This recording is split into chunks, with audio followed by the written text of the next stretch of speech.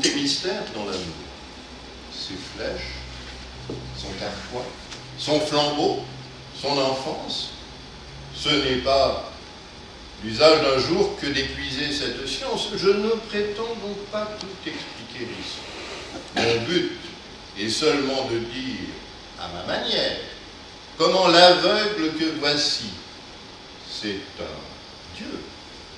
Comment dis-je, il perdit la lumière.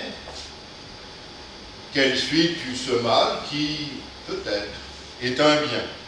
J'en fais juger un amant et ne décide rien. La folie et l'amour jouaient un jour ensemble. Celui-ci n'était pas encore privé des yeux. Une dispute vint. L'amour veut qu'on assemble là-dessus le conseil des dieux. L'autre n'eut pas la patience et lui donne un coup si furieux qu'il en perd la clarté des cieux. Vénus en demande vengeance.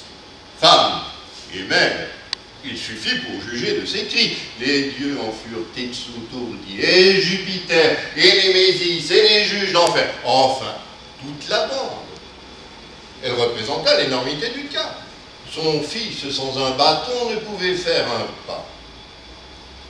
Nulle peine n'était pour ce crime assez grande. Le dommage devait être aussi réparé. Quand on eut bien considéré l'intérêt du public, celui de la partie, le résultat enfin de la suprême cour fut de condamner la folie à servir de guide à l'amour.